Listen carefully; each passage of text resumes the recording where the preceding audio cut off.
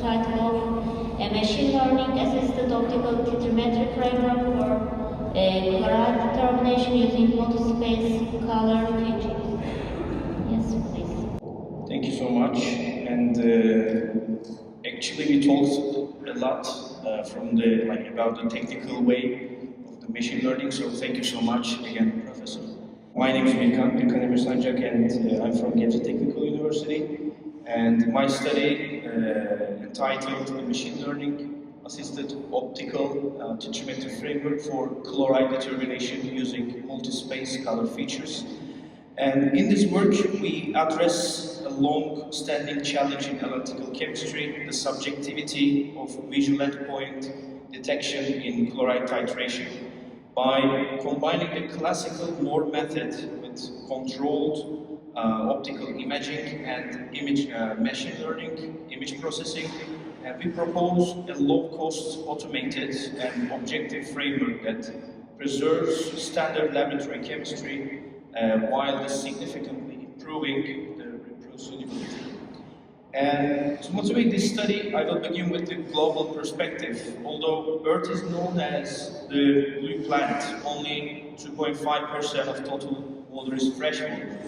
But most of the fresh water is stored in glaciers and groundwater, leaving less than 1% readily accessible as surface water.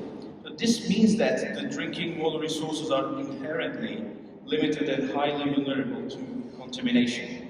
As a result, accurate and reliable water quality monitoring is not optional, it is essential. So, in addition to scarcity, freshwater demand has increased dramatically over the past century. As shown here, I got it from ourworlddata.org. The global water withdrawals have risen continuously, driven by agriculture, industry, and urbanization. This growing demand places increasing pressure on water systems, making them more sensitive to chemical disturbance. And as quantity becomes constrained, water quality becomes even more critical. This slide highlights the routine water quality indicators such as alkalinity, hardness, residual chloride, and chemical oxygen demand. Among them, the chloride plays a central role. It acts as a tracer of anthropogenic impact, contributes to infrastructure corrosion, and causes ecological stress in freshwater systems. Because the chloride is still commonly measured using titration-based methods. Improving the objectivity of titrimetric analysis can have wide-reaching impact. So, elevated chloride concentrations leads to three major consequences. The first one is the infrastructure corrosion. It's reducing the lifetime of pipes and the treatment systems. The second is ecological toxicity, affecting the aquatic organisms and plant life. And the third one is increased operational cost. It's due to the corrosion control and maintenance. Because chloride is routinely monitored across drinking water, wastewater, and industrial effluents, reliable measurement is essential. Chloride is most commonly determined, we talked about it, using the argentometric titration, particularly the Moore method. In this method, the silver, this is the, yes, okay. So the silver nitrate reacts with the chloride to form the silver chloride precipitate. Once the chloride is depleted, excess silver reacts with the chromate indicator, producing the silver chromate, which appears as a faint reddish-brown color. So don't forget this, I will present it again, but the colors are so important for us today. This color change is taken as an endpoint, while the chemically robust, the endpoint detection relies entirely on human vision, introducing the subjectivity. And the limitation of the Moore method are primarily perceptual. The color transition is subtle and gradual. Endpoint identification depends on lighting conditions, operator experience, and viewing angle. As a result, identical samples can yield different results across operators or laboratories. So this is our previous study that we compared the human vision with the computer vision during titration. Human observers showed experience-dependent gaze patterns, introducing perceptual bias. In contrast, the computer vision models consistently identified chemically relevant regions independent of the observer or the hardware. So these findings demonstrated that computer vision provides a stable and reproducible alternative, forming the foundation for this study. And manual titration was shown to be operator dependent, resulting in systematic variability in endpoint detection. And also the gaze patterns vary with experience, revealing perceptual bias in endpoint judgment. So this is the main motivation of this study.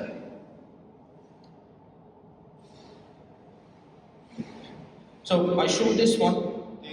Maybe you remember this one. I just took a screenshot from here. And sorry. So this slide illustrates the current uncertainty in conventional titration. The color transition evolves gradually through yellow, beige, and the pale pink tones. Many adjacent stages appear visually similar, despite representing different chemical states. This immediate perceptual, it's not chemical. Instead of asking when does the color look different, we ask how does the color change quantitatively. We need to ask this question. So here we clearly position our contribution. Manual and automated titration systems still rely on visual endpoint detection under uncontrolled lighting. Our approach introduces controlled illumination, multicolored space feature extraction, and machine learning-based decision-making. So the novelty lies in augmenting, not replacing, classical titration chemistry with objective optical analysis. In this slide, I summarize the end-to-end workflow of the proposed machine learning-assisted optical titrimetry framework. The process begins with the reagent addition. So we are just putting this reagent into the Genesis chamber that we just named it in our laboratory. And then we are just recording our video. Then at the end of this recording, we are getting the frames and extract them one by one. And at the end, we are just processing them, that I'm going to talk later on, in every frame. Then we are getting the 5 different color spaces from the every frames, and then we are just doing some statistical analysis, and we are training our models at the end anymore. With this model, we can just predict the chloride again. So the first step is the application of the Moore method. In the first step, we apply conventional Moore titration as the chemical reference method for the chloride determination. The procedure begins with the preparation of the sample solution, where a known volume of chloride containing will be placed into the Genesis chamber. Potassium chromide is added as the indicator, typically at a low concentration to provide a visible color response at the endpoint. The titration curve shows a monotonic, near-linear relationship between titrant volume and chloride concentration.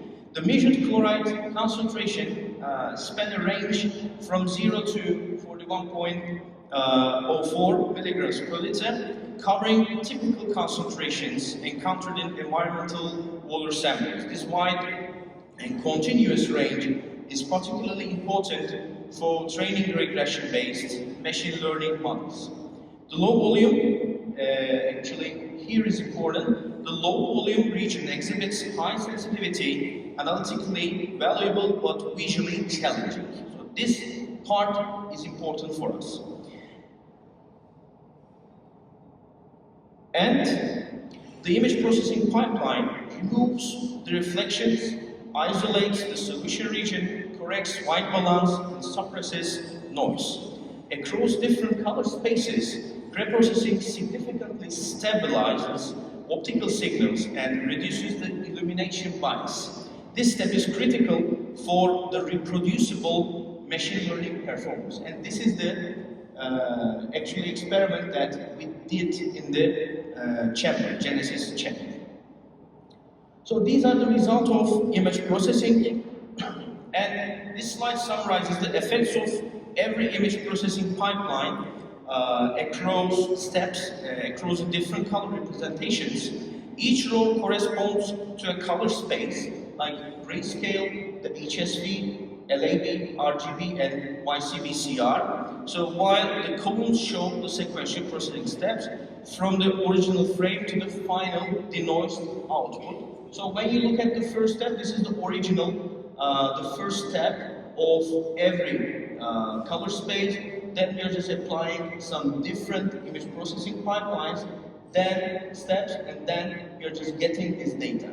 For example, you can see that in this data, we can only use this part of the image. But here, for example, it is something that it can take the data, the beneficial data, to use to create the most beneficial color space ranges in the machine learning.